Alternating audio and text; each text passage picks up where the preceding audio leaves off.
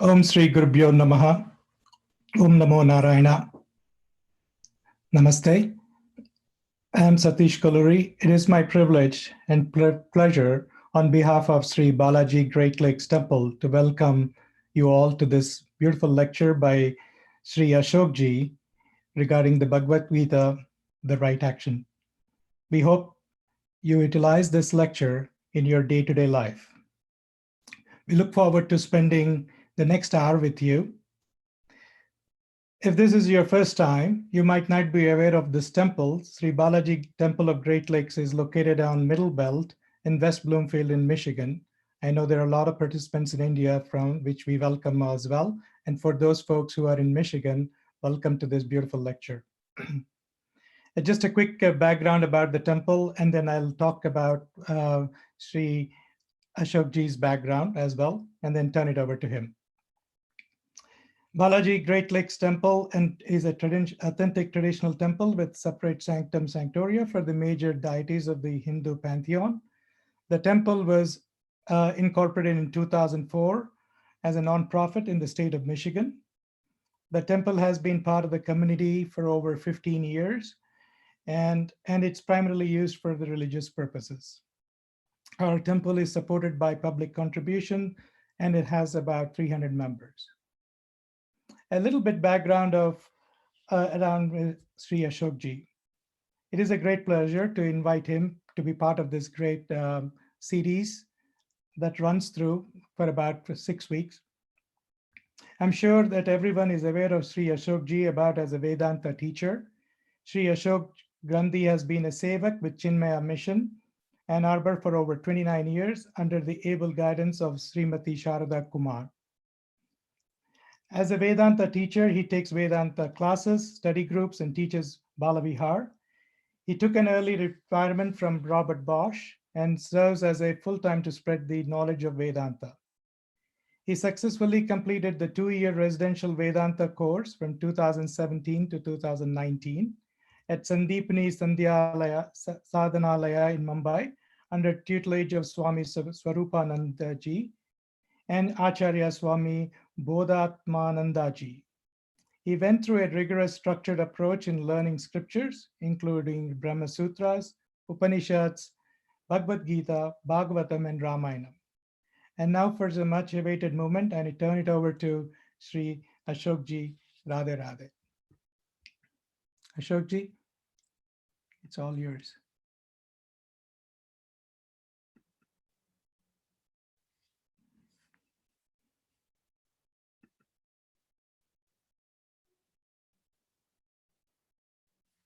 Hari Om to all. Thank you, Satish Ji, for the kind introduction, and my pranams to all of you. At the outset, I'd like to offer my pranams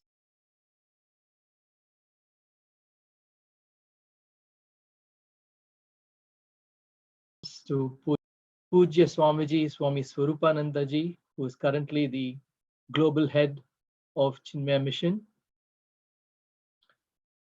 and Pujya Swami Bodhatmananda Ji, who was the Acharya for the 2-year Vedanta course that I did in Sandipani Sadhanalaya, and Sharada Ji, who is the president of Chinmaya Mission Ann Arbor.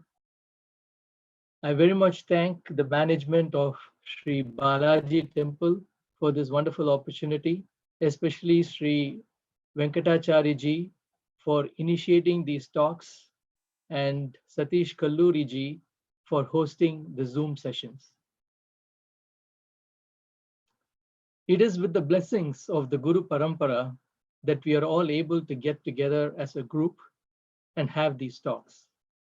I thank you all from the bottom of your heart, bottom of my heart, for taking the time to join this talk. As always, the person who has benefited the most is the speaker himself. So as Satish Ji indicated, the title of this talk is Right Action, the Bhagavad Gita Way. And as Satish Ji indicated, it will be done in 7 sessions, starting from today, every Saturday from 11 a.m. to noon for 1 hour. And the last session will end on July 3rd. So we'll start with the prayers and then go to the presentation.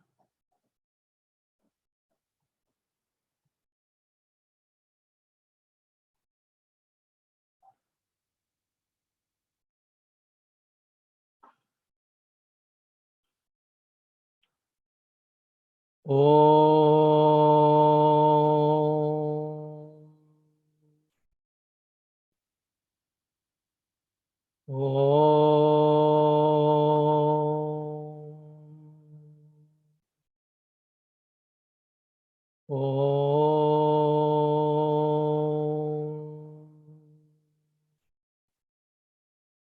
Om Sahana Vavatu Sahanau Bhunaktu Sahaviryam Karavavahai Tejasvinavati ma Vidvishavahai. Om Shanti Shanti Shanti.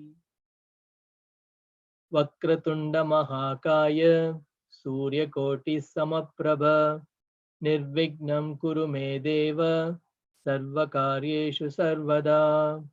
Saraswati Namastubhyam Varade Kamarupini Vidyarambam Karishyami Siddhir Bhavatu Me Sada.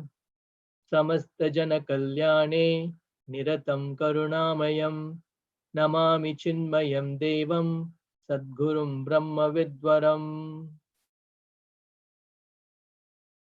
So we'll do the Gita Dhyanam. Being the first day, we will do all the verses of the Gita Dhyanam. Om Parthaya Pratibodhitam Bhagavata Narayanena Swayam Vyasena Grahitam Purana Munina Madhye Mahabharatam Advaitam Ridavarshinim Bhagavatim Ashtadashadhyayinim Ambatvamanusandadami Bhagavad Gita Bhavadveshinim Namostute Vyasa Vishala Buddhe Fullaravindaya Tapatra Netra Ena Tvaya Bharata Taila Purnaha Prajwalito Jnanamaya Pradipaha Prapanna Parijataya Totravetraikapanaye Jnanamudraya Krishnaya Geetamritaduhe Namaha Sarvopanishado Ghavo Dogda Gopalanandanaha Partho Vatsatsuder Bhokta Dugdam Geetamritam Mahat Vasude Vasudam Devam Kamsachanuramardanam Devaki Paramanandam Krishnam Vande Jagadgurum Bhishmadrona Tatajayatra Tajala Gandhara Nilotpala Shalyagrahavati Kripena Vahani Karnena Velakula Ashvattama Vikarna Gora Makara Duryodhana Vartini Totirna Kalu Pandavai Rananadi Kaivartaka Keshavaha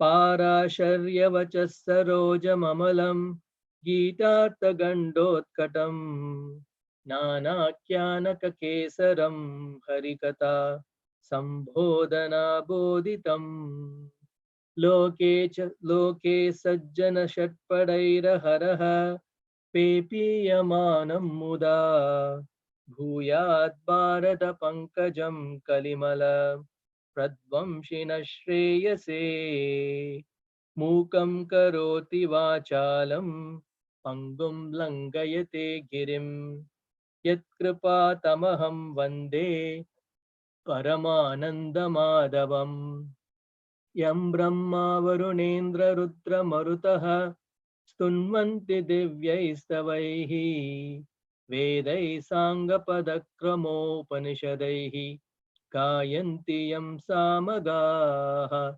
ध्यानावस्थिततत्कटेन मनसा पश्यन्ति यं योगिनः यस्यान्तं न विदुःसुरासुरगणाः देवाय तस्मै नमः देवाय तस्मै नमः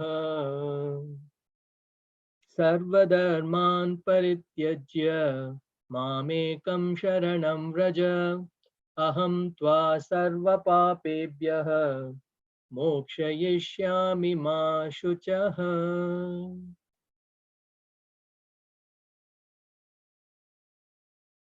So imagine a new cyber mall that's just launched. And the name of the mall is very intriguing and catches your attention. It says, we solve your problems. In these days of social distancing, everything is going cyber, right? The temples are going cyber, classrooms are going cyber, and work is going cyber. So why not the mall? So it was very intriguing to me. And I thought I should make a visit to this mall. So I head to the mall, and then I move into one direction. And I see AT&T, I see Verizon, all those kiosks, which say, we solve your communication problems. Great. And then I head to another direction. I see kiosks from Ford, GM, Pep Boys, and then they say, we solve your automotive problems. Wow, that's good. And then I head into another direction, and I see kiosks from Boeing and Delta, and they say, we solve your flying problems. Fantastic. And then I head in another direction, and I see Tommy Hilfiger, Polo Ralph Lauren, and they say, we solve your clothing problems. And then suddenly, from the center of the mall, I see a huge, big kiosk. It perks my attention, and my eyes go towards it, and I start walking. And as I go there, what I see a pavilion which says Bhagavad Gita. Wow.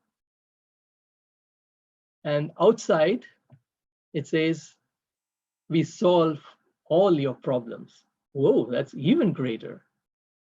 And then I say, I gotta go inside. All right, I have to solve all my problems.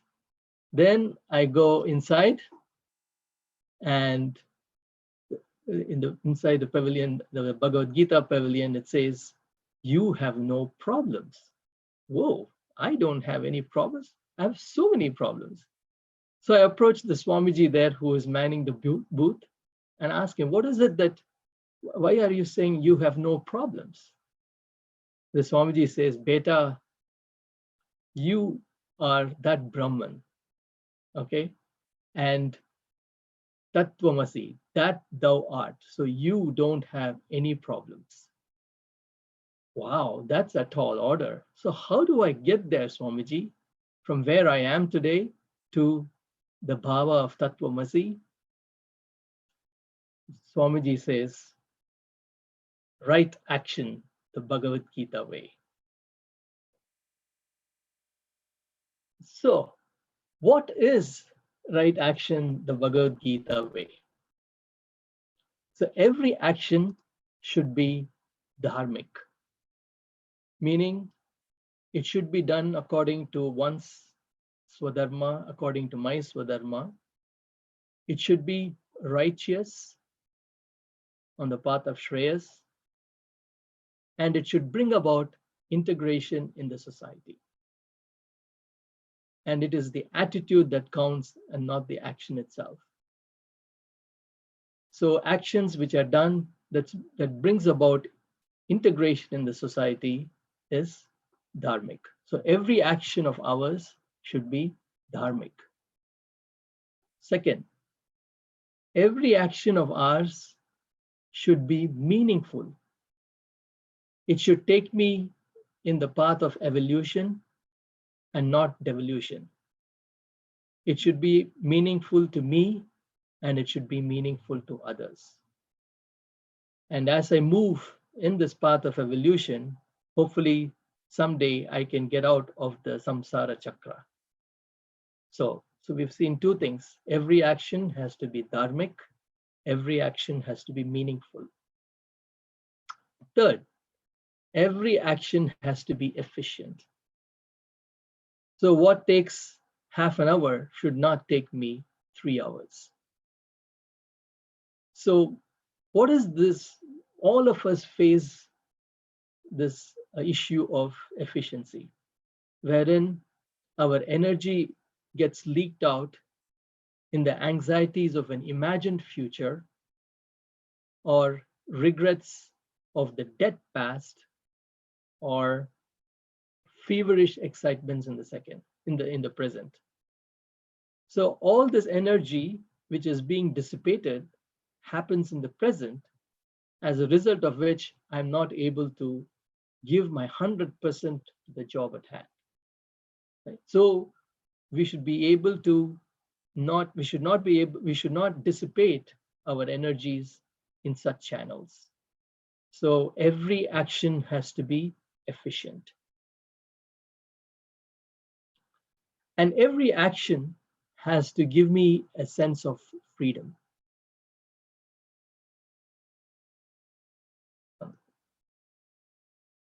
Meaning, I should be able to exercise intelligent self-restraint and contact the world using the art of right contact. All right. So that gives me a sense of freedom. So every action should give me a sense of freedom, and every action has to bring happiness. No matter what the result is, no matter who is around, what relationships you're having, independent of what's happening on the outside, I should feel happy. So every action has to have these 5 components. Every action has to be dharmic. Every action has to be meaningful to me and meaningful to others. Every action has to bring the best in me, has to be efficient. And in every action, I have to experience the sense of freedom and also be happy. So this is the framework of the talks for the next, for the 7 sessions. And we will see how this is reflected in Bhagavad Gita. So this, in short, is called as Karma Yoga. If I have all these components, all these different elements, then that is Karma Yoga. So yoga comes from the root yuj, which means to yoke. That is, to yoke oneself to perfection through the path of action is called Karma Yoga. So why Bhagavad Gita? So we have so many management courses, management seminars that one can attend to, all right? But why Bhagavad Gita? Bhagavad Gita, in short, is Bhagavat means Lord and Gita means song. It's the Lord's song. So on the day of the battle between Pandavas and Kauravas, Arjuna, the commander-in-chief of the Pandava army, asks Sri Krishna, his charioteer, to take him to the central of the battlefield. He wants to look at the Kaurava army. He wants to make an assessment to develop his own strategy.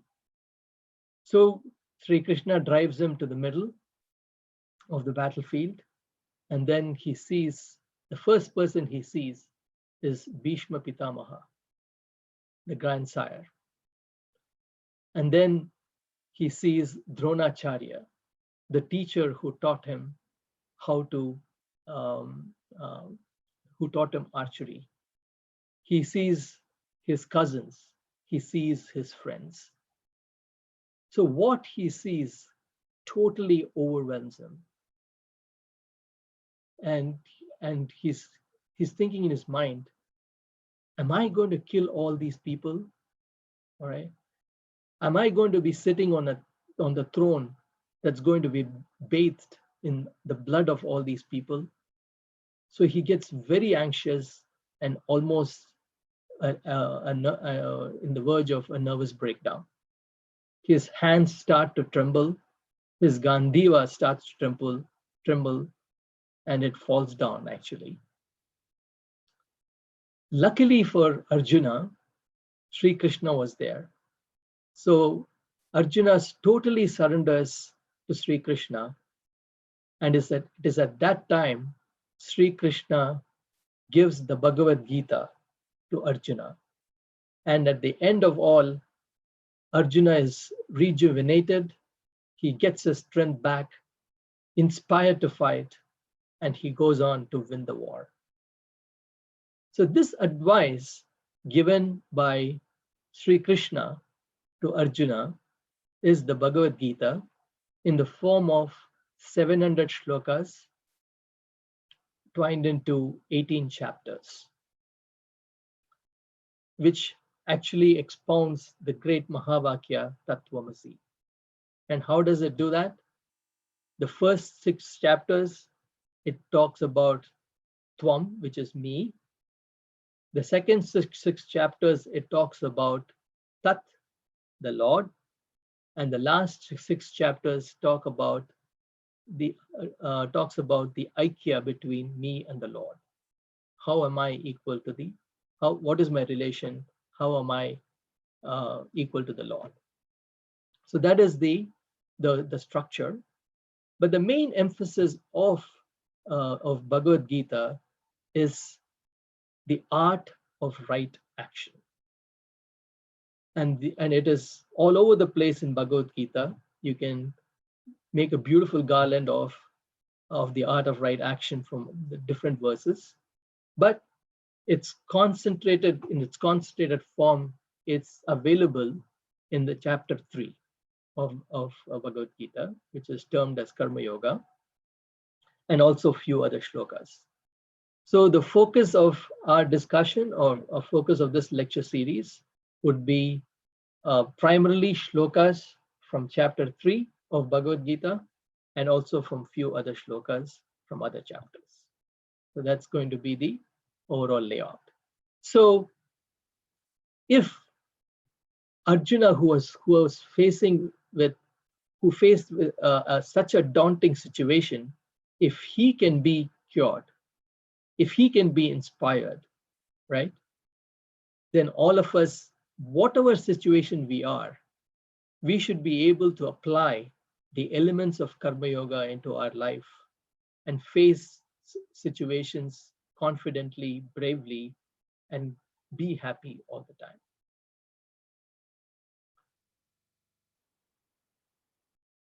So what you see here is a simple brick wall. Okay.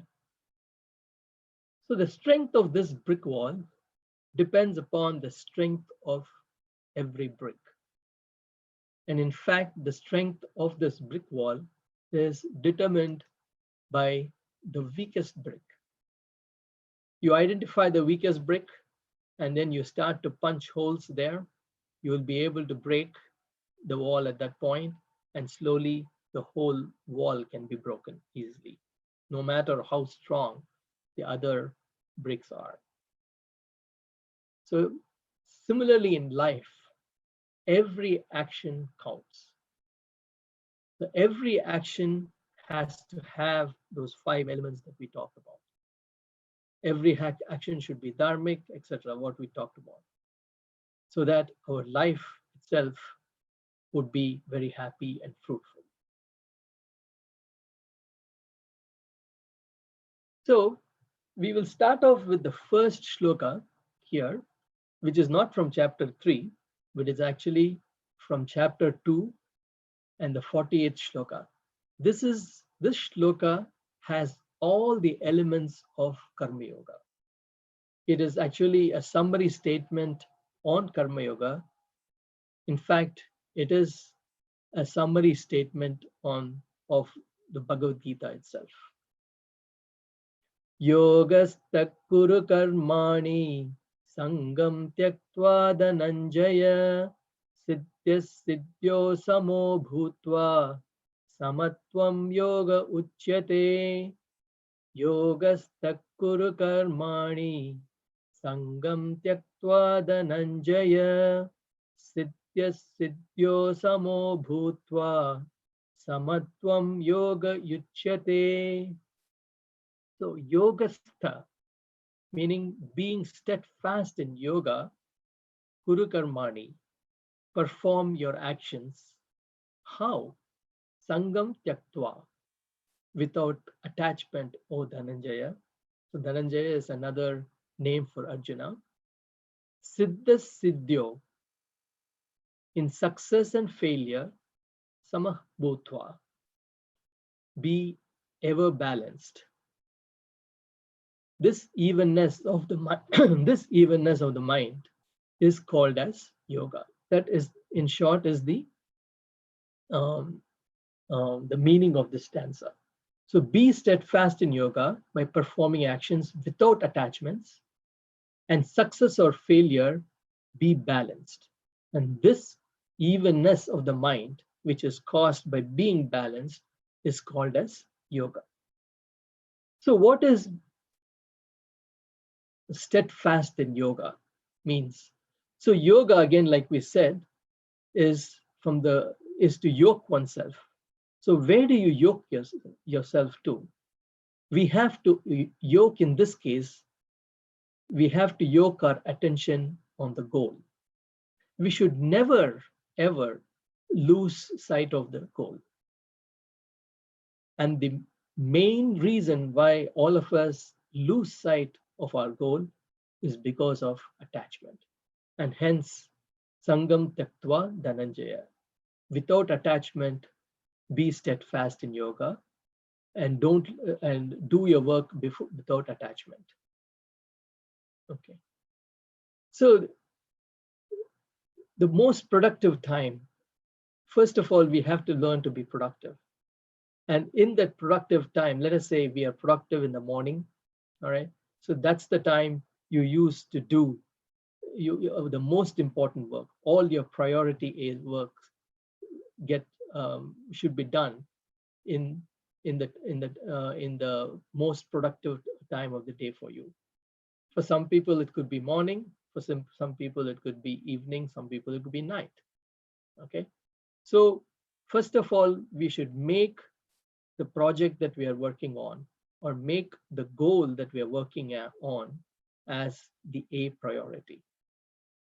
All right. Now, let's say we do that. Then Mr. Attachment comes in our way and causes to give problems. Okay. So during this COVID time, one of the fastest selling items in the market is good, healthy snacks, because everybody is at home. The father is at home, the mother is at home, the kids are at home.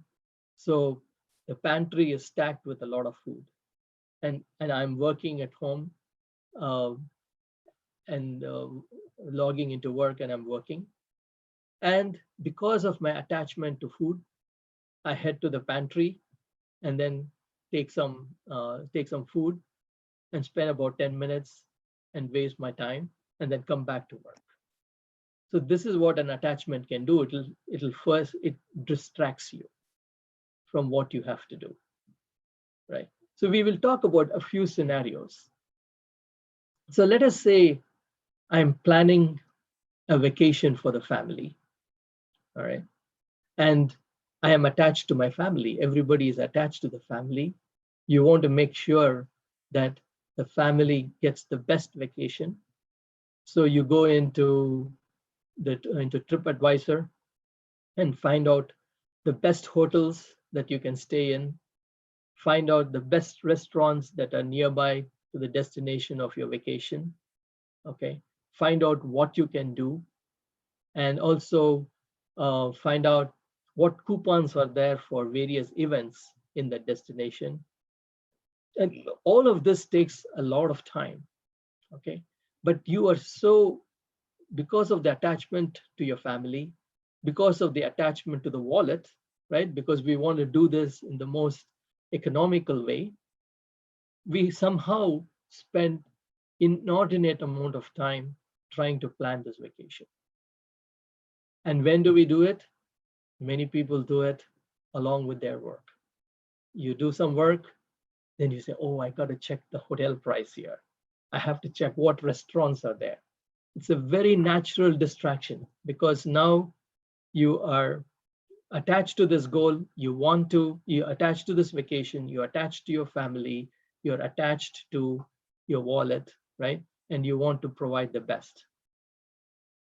So because of this attachment, I'm not able to give my 100% to my job, right?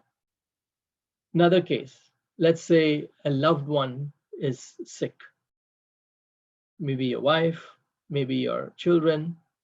So that really sucks so much of energy from you because you want to make sure they are comfortable. So you try to figure out all the possible options that are there for a treatment. You want to find out, if are there anything in the pipeline that's available for as a treatment. And there is a lot of pressure on you, and it's actually self-imposed pressure. You think about different things. What if this happens? What if that happens? Right? And all of this is taking precious time away from your work, right? And as a result, we lose sight of our goal, and our energies are channelized to taking care of the near and dear. Another thing, I don't know if you have noticed, let's say you take tennis, right?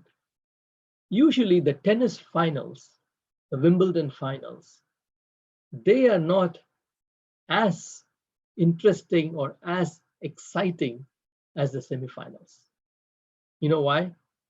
Because in the finals, both the players, their attention is on the trophy. Their attention is, okay, what if I don't win this trophy?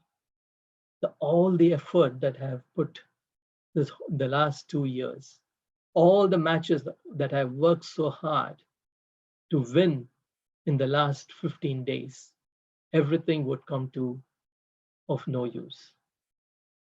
So your mind is already distracted by the trophy because you are attached to that image that the winner is going to get from winning the Wimbledon. And so the match is not that great. And especially if it happens to one player, then the other player can breeze through the finals. So this is what attachment can do to you. So different people have different kinds of attachment. Some people are attached to wives. Some people are attached to children, fame, money, intellect, image, security, and job. We can go on and on, but these are important to understand what are the things that we are attached to.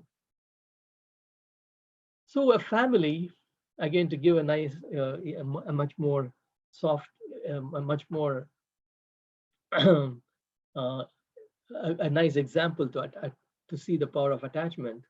A family goes to a mall. This family is made up of a child, wife, and the husband. So they go to the mall.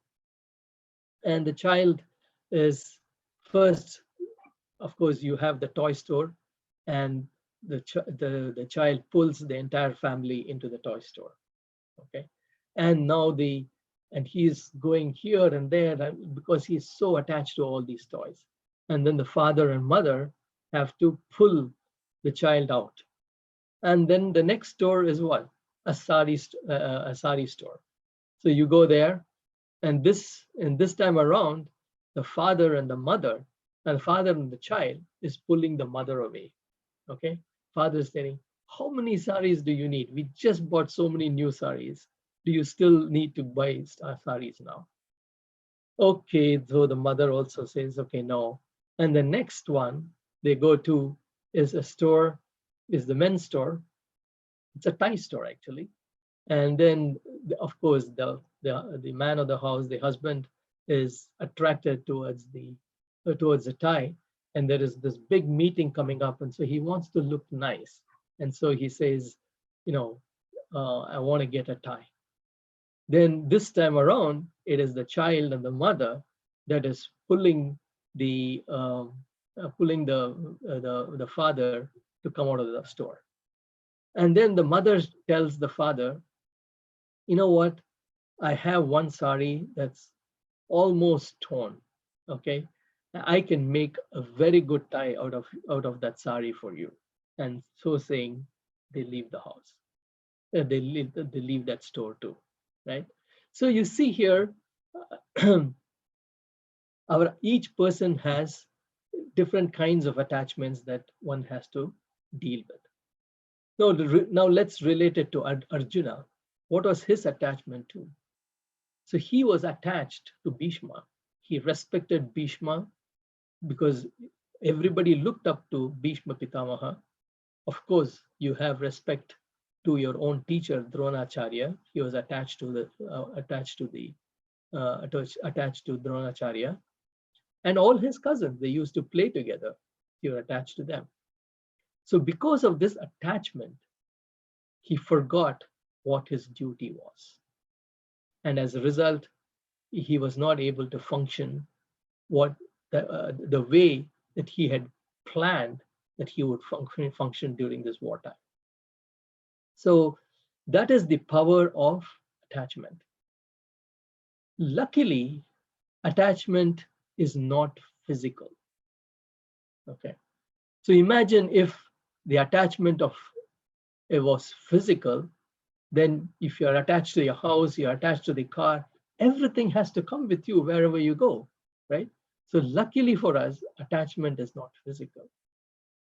So what then is attachment?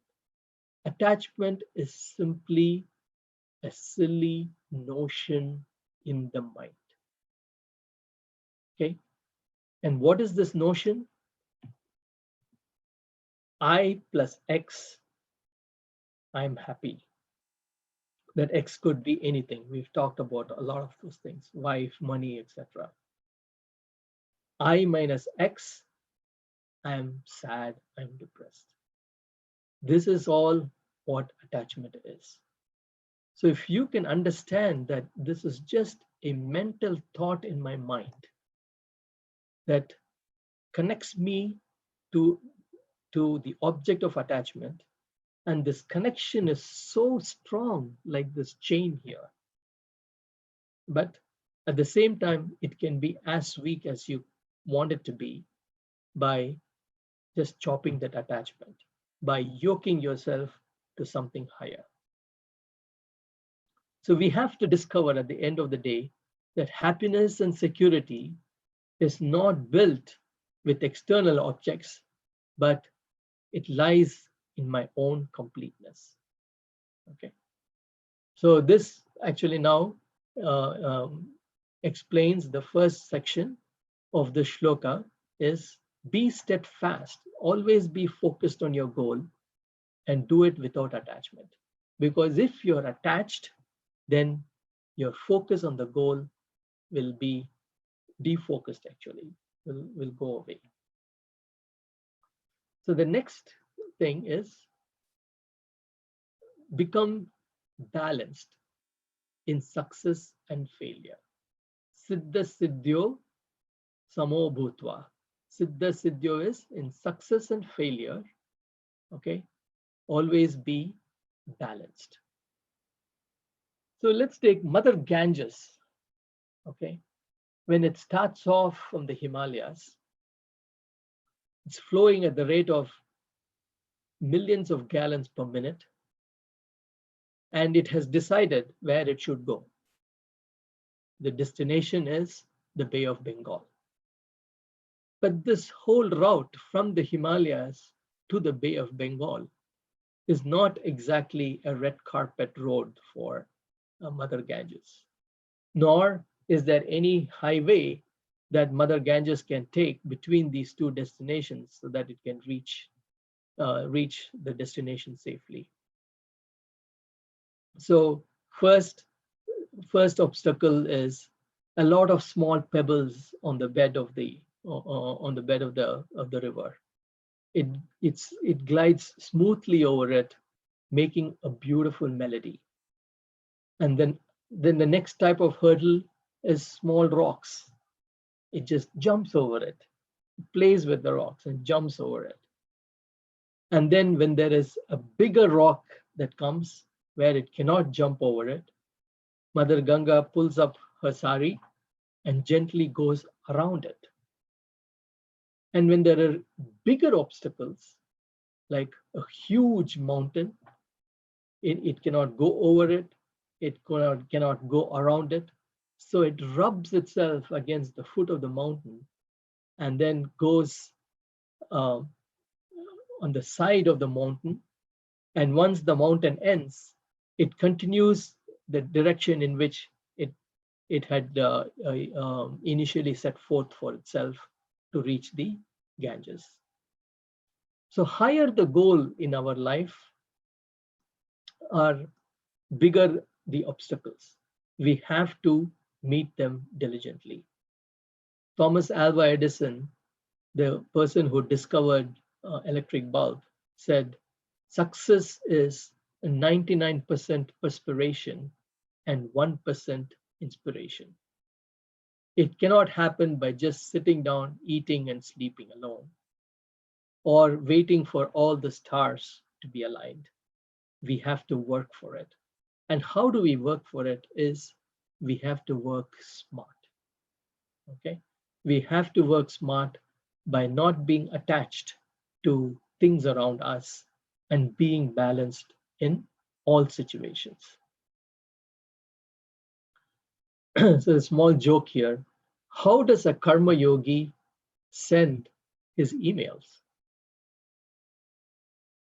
He sends his emails without attachments. I hope you enjoyed that. So, 2 practical tips for right action. One is non-attachment to objects and relationships, and first one, and the second one is a sense of equipoise among success and failure. In fact, non-attachment actually leads to equipoise. Non-attachment leading to equipoise, because when you're not attached, you can take success and failures in a much nicer way. When you're attached, your mental equipoise is disturbed. So non-attachment leading to equipoise is Sri Krishna's definition of Karma Yoga. Very nice shloka. If we get these 2 points, non-attachment, equipoise, and understand this and implement it in our everyday life, then there is no choice but to have excellent results. Excellent action will always lead to excellent results.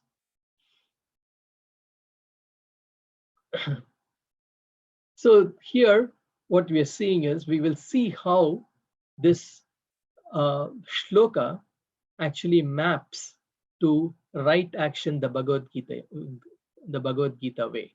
We had identified 5 elements that make up right action, right? So we'll see how the shloka actually maps to them. So one was dharmic. So here, performing dharmic action, I can be steadfast in yoga. So performing actions that you love, which is your swadharma, performing actions that are righteous, okay, you will be able to focus and be steadfast in your goal. Second, meaningful. So acting without attachment creates value to me and value to others. efficient, balanced in success and failure, I become efficient because I'm not spending time in brooding over my failures. And freedom, even when I have evenness of mind, that is a balanced mind, the evenness of mind is freedom, and evenness of mind is happiness. So we see this flagship shloka of Bhagavad Gita, how it maps to the components of efficient action, of an action done the right way.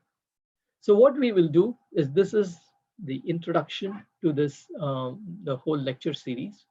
So we will take each section, dharma, meaningfulness, efficient, and so on, and we will see shlokas in Bhagavad Gita that represent these elements.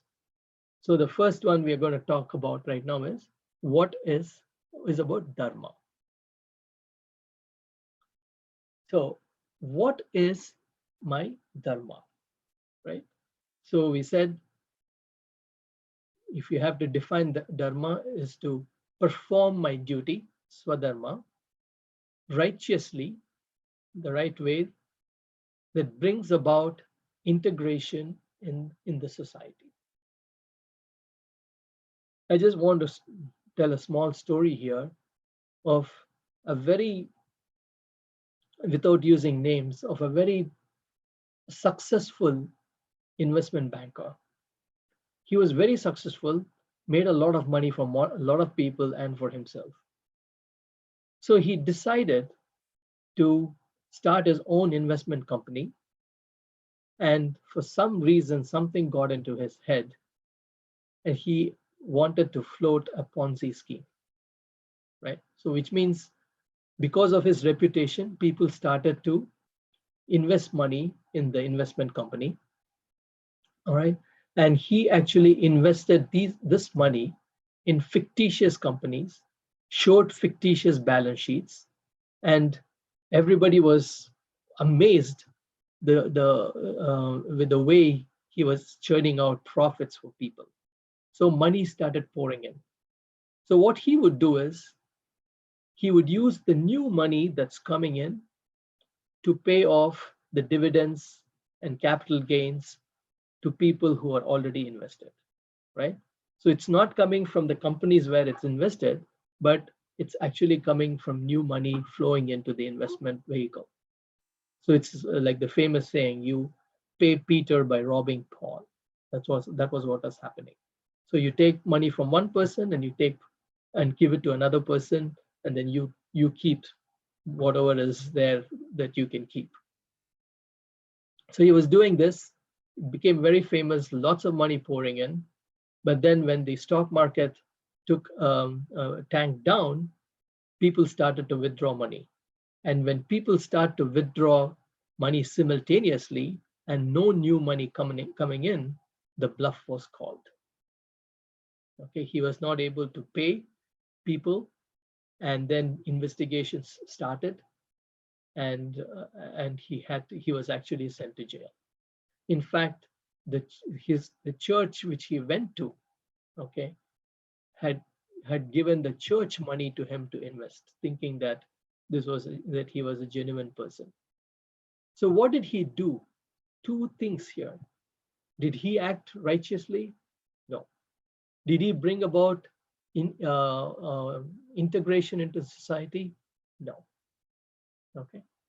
So it's so important for us to act righteously. So what is righteous? That itself is a big question mark.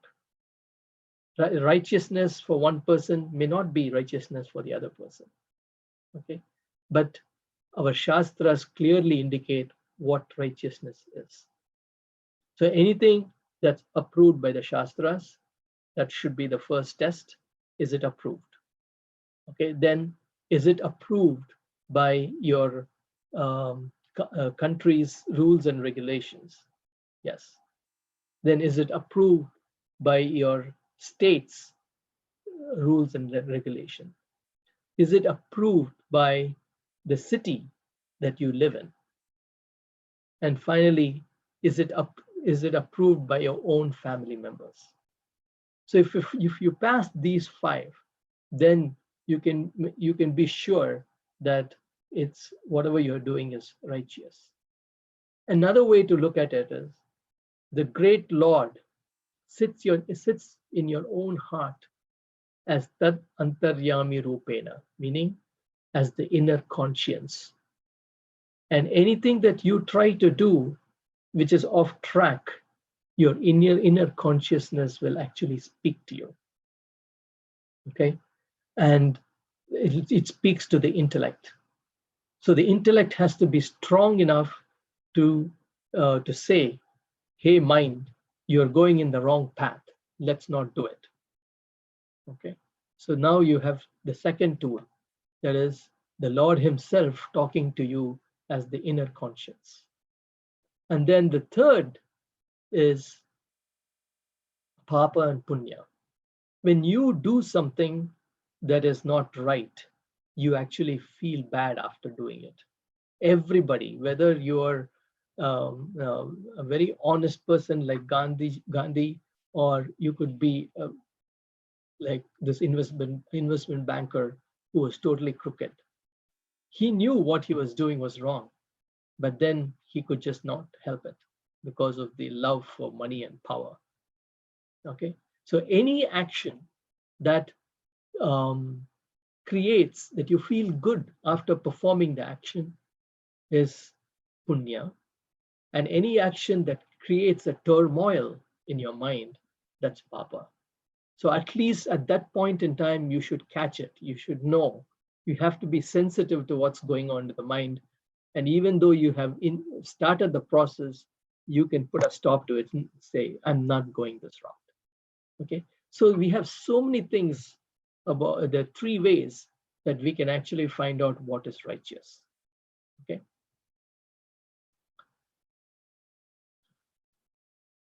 So simply put, in plain English words, is it the truth? What is my dharma? Is it the truth? Is it fair to all concerned? Will it build goodwill and relationships? And will it be beneficial to all concerned? So if you answer these 4 questions, then you can say to a great extent that the action is going to be dharmic. Okay. So now let us see how to perform dharmic action in the Bhagavad Gita way. So we should not waver to perform your duty, which is the theme of the next shloka, when it is your own duty, when it's your swadharma. So this is from chapter 2, shloka 31. Saswadharmamapi cha vekshya navikampitum arhasi dharmyadi yuddhachre yonyat kshatriyasya na vidyate swadharmamapi cha vekshya navikampitum arhasi dharmyadi yuddhachre yonyat kshatriyasya na vidyate. So swadharmam apicha vekshya. Further looking at your own duty, swadharma, navikampitum arhasi. Vikampam is waver, navikampitum is not waver. Okay. So whatever your duty is, you should not waver. Dharmyat hi yuddhat shreyonyat, meaning dharmyat is there is righteous war, and shreyaha means there's nothing higher than a righteous war. And this is for a kshatriya. For a kshatriya, there is nothing higher for a righteous war. Therefore, O Arjuna, don't waver to perform your duty. So that's what the shloka says. Okay, here the word Kshatriya, it doesn't mean a caste. Kshatriya is a mental makeup of a person. If the mental makeup of a person is of that of a warrior, then that person is called as a Kshatriya. And for a Kshatriya, there is nothing more higher than a war, because he gets to do his duty. Most of the warriors, they are just preparing the whole lifetime. And when a war comes, they now have the ability to actually show their skills. And nothing more is higher than a righteous war. So when a righteous war comes to and falls in the lap of a Kshatriya, he should never waver to do his duty. Okay, because if he wavers, a guilty conscience will start to prick him. If he runs away from the battlefield, okay, he will, maybe for that moment he has escaped the wrath of the war, but when he goes home, he's going to feel so very bad. I've been training all my life. People trusted me to take care of them, but here I am, making a rather brash decision to run away. Okay. So, for example, when a mother hears of her son being of her son's death in the battlefield, so she comes running to the battlefield, and when she sees the son, she is so happy. There's no tears. In fact, tears of joy rolls from her eyes, because when she sees the son, the dagger, the arrow pierced the chest of the son rather than the back of the son. So she knew that the son went down fighting and not running away. So that is called call of duty. So here, you're taking Arjuna's situation, right? He was all his life he trained as a warrior, and then when war became inevitable, the last 13 years, they knew that there's going to be a war.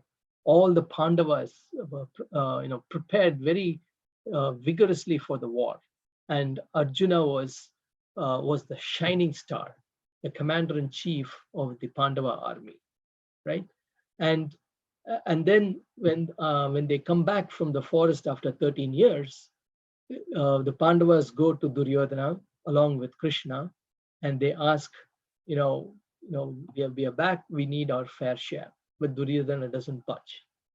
Then Sri Krishna on behalf of the Pandavas asks, why don't you at least give them 5 villages? Okay, he says no. Duryodhana says no. Why don't you give them at least 5 pieces of property? Duryodhana says no. At least 5 houses? Duryodhana says no. So war was inevitable. And what kind of a war? Righteous war, right? So today we are actually facing a very similar situation to that right now. In COVID, during this COVID times, New York City was totally overwhelmed with COVID cases. It's strained the whole medical system there. The hospital system was strained. The nurses, the doctors, all of them were giving their 150% to get through the situation. And people and nurses from other parts of the country looking at it, they could feel the call of their duty.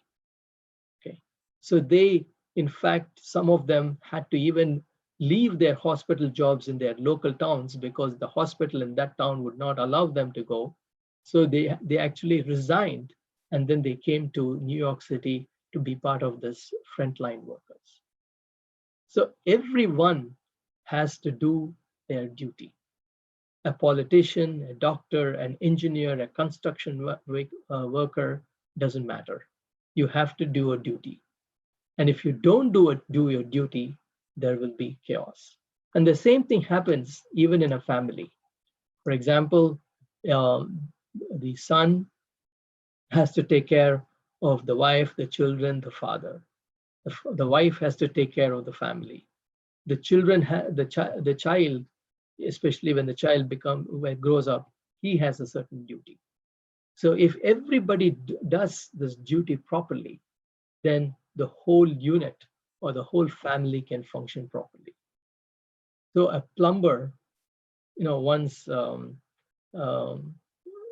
went to a lawyer had a plumbing issue. So the plumber goes to the lawyer's place, and he fixes the plumbing issue in the house, and then he spent about an hour or so, and then the lawyer asks the plumber, what is the bill? He says $500, sir. And the lawyer was stunned. He says, even me as a lawyer, I don't make so much of money. How come you're charging more? And then the plumber says to him, that's why I was a lawyer. I quit being a lawyer and I became a plumber. Okay. So that should not be a reason to become a plumber. Okay. Even though, just to put this in a light way. And all of you would have heard of this, of Horatio Nelson in the Battle of Trafalgar, where England was facing the French army under Napoleon. Napoleon had conquered almost the whole of Europe and was a very critical war between England and France. And England was actually in the verge of defeat. Okay. And that's when, like, Nelson, the commander-in-chief of the battleship of the battle, he makes a proclamation to all the army men. He says, England expects every man to do his duty. Ask not what the country can do for you, ask what you can do for the country. Okay, so all of us have a sacred duty, have our swadharma. And if we do our swadharma, that will bring integration in the society. Okay, and that's what the shloka is we should never ever waver in performing our own duty, especially when the opportunity is right, however big it may be. Okay, so we will stop here. It's 12 o'clock right now, and we'll continue with other shlokas that talk about dharma in the next session, which will be next Saturday. Okay, so we'll finish up with a prayer. Om Purnamada Purnamidam Purnat Purnamudachyate Purnasya Purnamadaya Purnameva Vasishyate. Om Shanti Shanti Shanti. Harihi Om. Shri Gurubhyo Namaha. Harihi Om. Hari Om to all.